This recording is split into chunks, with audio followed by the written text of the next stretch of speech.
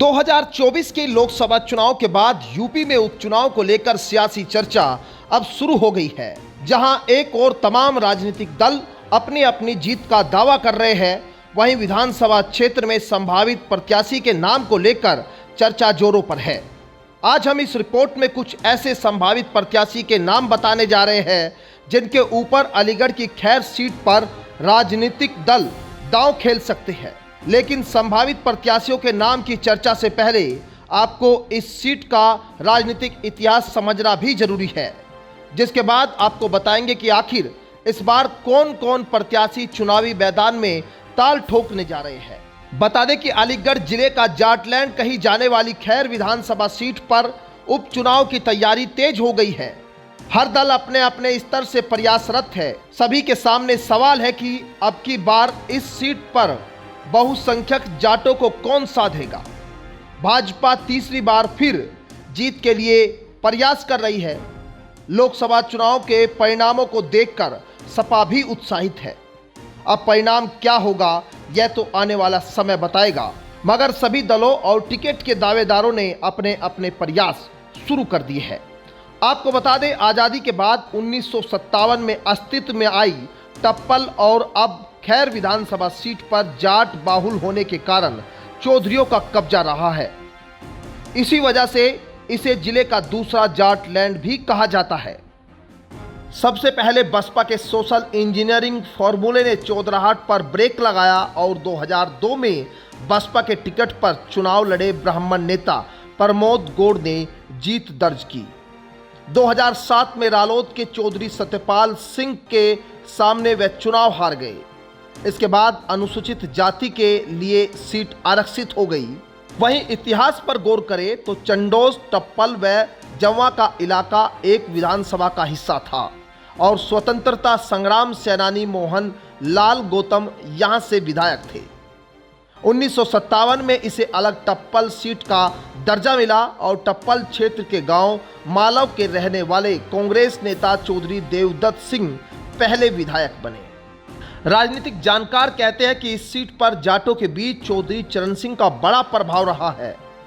इस वजह से शुरुआत में कांग्रेस, फिर बीकेडी, जेएनपी और हाल के दिनों में रालोद के विधायक रहे, मगर यहां पार्टी के साथ साथ निजी व्यवहार, संबंध और लोगों के बीच गहरी पैठ रखने वाले नेता विधायक बने हैं। मतलब लोगों के बीच जिसके बेहतर रिश्ते, उसका वर्चस्व कायम रहा। इस सीट पर 1974 व 1977 में चौधरी प्यारे लाल व 1985 व 1989 में जगबीर सिंह दोबारा विधायक बने। इनके अलावा भाजपा के अनूप प्रधान 2017 व 2022 में यहां से विधायक चुने गए। वहीं अलीगढ़ की खैर सीट पर जातिगत समीकरण की बात करें तो इस सीट पर 2022 के चुनाव में कुल मतदाताओं की संख्या 3,78,196 थी, जिनमें 2,45,083 पुरुष और 1,73,613 महिला वोटर शामिल है। इस क्षेत्र में 1,10,000 जाट, ब्राह्मण 50,000, दलित 40,000, मुस्लिम 30,000, वैश्य 25,000 और अन्य 25,000 वोटर बताए जाते हैं। अब 2024 में अनूप प्रधान जब सांसद चुने गए हैं तो इस सीट पर उपचुनाव होना है।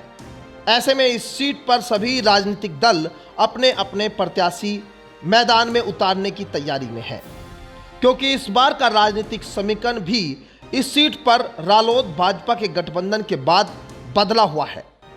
रालोद भी भाजपा गठबंधन से उपचुनाव में सीट की डिमांड कर रही है।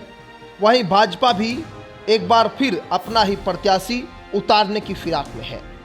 हालांकि लोकसभा चुनाव में बेहतर परिणाम के बाद सपा का कॉन्फिडेंस भी बढ़ा हुआ है। ऐसे में समाजवादी पार्टी भी जिताऊ प्रत्याशी की तलाश में है।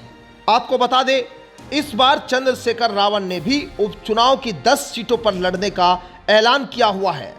हालांकि बीएसपी सुप्रीमो मायावती भी उपचुनाव को लेकर सक्रिय नजर आ रही है। ऐसे में इस बार उपचुनाव की लड़ाई और भी ज्यादा दिलचस्प हो गई है। अब आपको उन संभावित प्रत्याशियों के नाम हम बताने जा रहे हैं जिनके बीच इस बार का चुनावी मुकाबला होने जा रहा है। तो चलिए सबसे पहले बात बीजेपी रालोद गठबंधन की करते हैं, जो इस वक्त चर्चाओं में है, क्योंकि इस उपचुनाव में रालोद भी इस सीट पर दावेदारी ठोक रही है।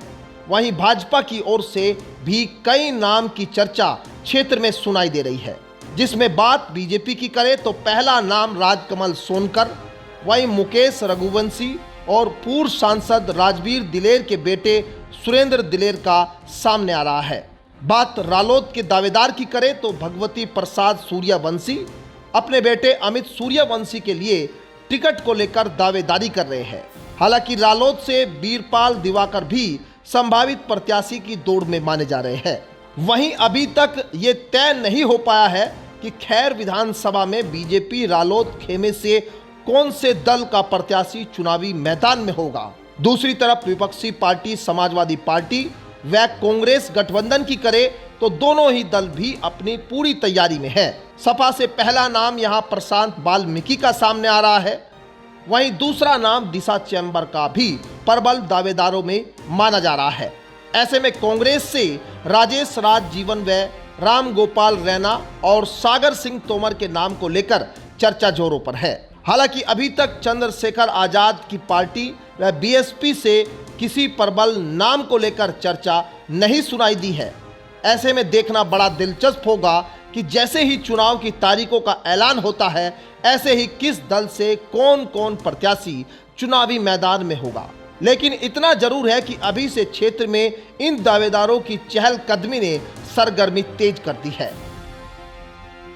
Bureau report, news 80 desk.